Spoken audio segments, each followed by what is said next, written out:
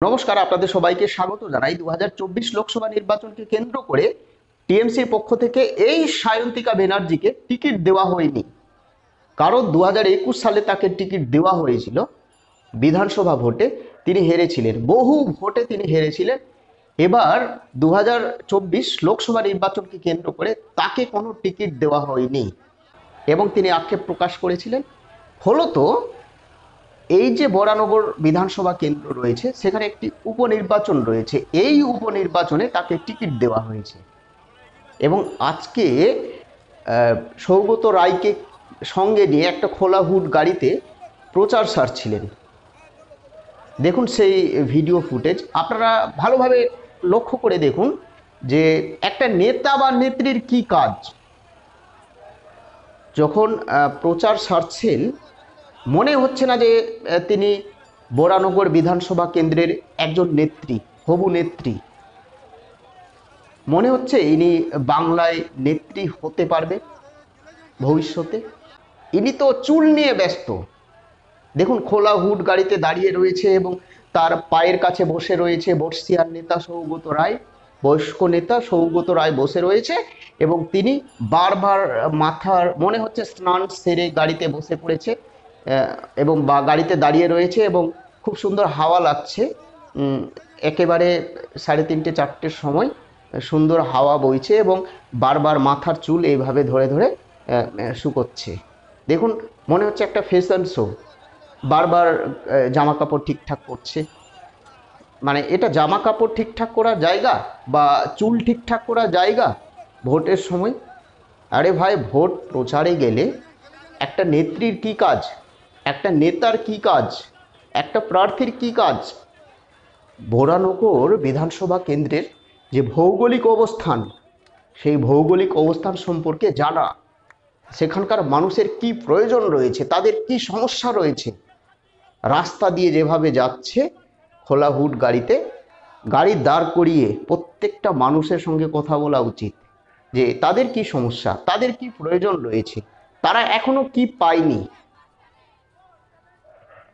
তারা কোন কোন সমস্যার সম্মুখীন হচ্ছে। আমাদের দেশে, আমাদের পশ্চিমবঙ্গে বেকারত্ব কতটা, কত চুরি হচ্ছে, কত দুর্নীতি হচ্ছে, তাদের কি অভাব অভিযোগ, সমস্ত বিষয় শোনা উচিত, নথিভুক্ত করা উচিত। সেটা না করে খোলা হুড গাড়িতে যাচ্ছে এবং চারদিকে সুন্দরভাবে হাসি মুখে তাকাচ্ছে এবং বারবার চুলে হাত, একটা ফ্যাশন শো দেখাচ্ছে। মনে হচ্ছে একটা ফ্যাশন শো চলছে। মাথায় হাত এইভাবে এইভাবে দেখুন ঠিকঠাক করছে। এ কি নেত্রী হতে পারবে? কি বরানগর বিধানসভা কেন্দ্র চালাবে? আচ্ছা, আপনারা যারা বরানগর থেকে রয়েছেন, আপনারা একে ভোট দেবেন? ইনি জিততে পারবে? বিজেপির প্রার্থী হয়েছে সজল ঘোষ।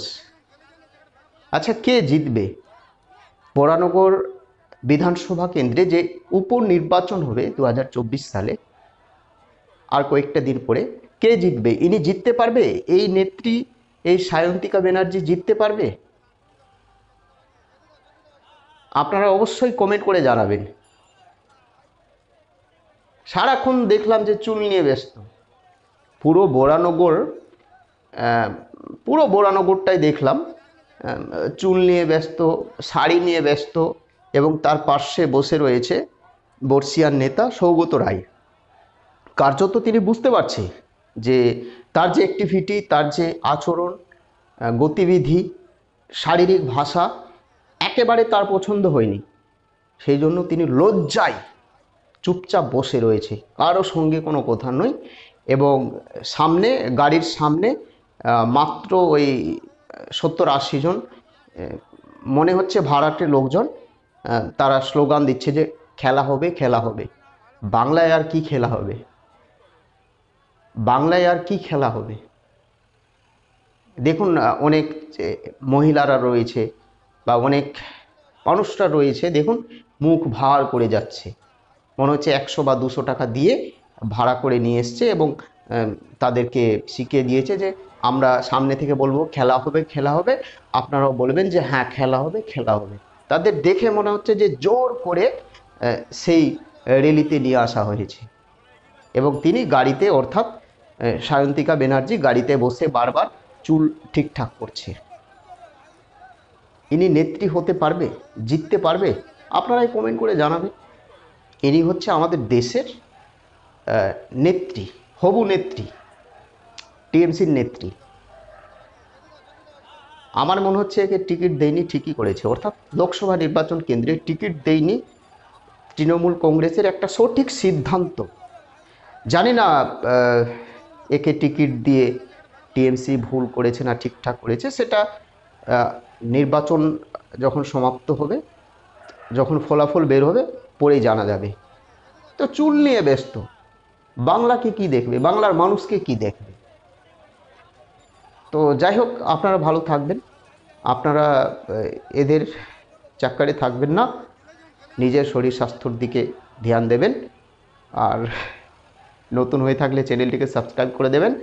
আজকে সিপিএমের প্রার্থী তালিকা প্রকাশ 4টে লোকসভা কেন্দ্রে এবং গতকালকে আইএসএফের প্রার্থী তালিকা প্রকাশ পেয়েছে এবং ডায়মন্ড হারবার লোকসভা কেন্দ্রে এখনও বিজেপির প্রার্থী তালিকা প্রকাশ করা হয়নি। একটা নতুন চমক থাকবে, আপনারা অবশ্যই কমেন্ট করে জানাবেন। এই যে বরানগর বিধানসভা কেন্দ্রে একটা উপনির্বাচন হবে, এই সায়ন্তিকা ব্যানার্জি জিততে পারবে? কে জিতবে কমেন্ট করে জানাবেন। ডায়মন্ড হারবারে অভিষেক ব্যানার্জি কত লক্ষ ভোটে জয়ী হবে সেটা কমেন্ট করে জানাবেন, কারণ প্রার্থী দেখেই বোঝা যাচ্ছে যে অভিষেক ব্যানার্জি 100%ই জিতবে, পৃথিবীর কোনো শক্তি আটকাতে পারবে না, কারণ নওশাদ সিদ্দিকী আর দাঁড়াচ্ছে না, কোনো লোকসভা কেন্দ্রেই সে দাঁড়াচ্ছে না। তিনি এই লোকসভা নির্বাচনে লড়াই থেকে বিরত থাকবে, প্রার্থী হিসেবে লড়াই থেকে বিরত থাকবে, এমনটাই তিনি ঘোষণা করে দিয়েছে। অর্থাৎ দাঁড়াবে না, লড়াই করবে, প্রচার করবে, কিন্তু কোনো লোকসভা কেন্দ্রে তিনি দাঁড়াবে না। ভালো থাকবেন, সুস্থ থাকবেন। আমাদের রাজ্যে টিএমসি কোটি আসন পেতে পারে, বিজেপি কোটি আসন পাবে, সিপিএম কংগ্রেস বা আইএসএফ কোটি আসন পেতে পারে, কিন্তু তার আগে আপনারা অবশ্যই কমেন্ট করে জানাবেন এই সায়ন্তিকা ব্যানার্জি জিততে পারবে? অবশ্যই কমেন্ট করে জানাবেন। জয় হিন্দ, বন্দে মাতরম।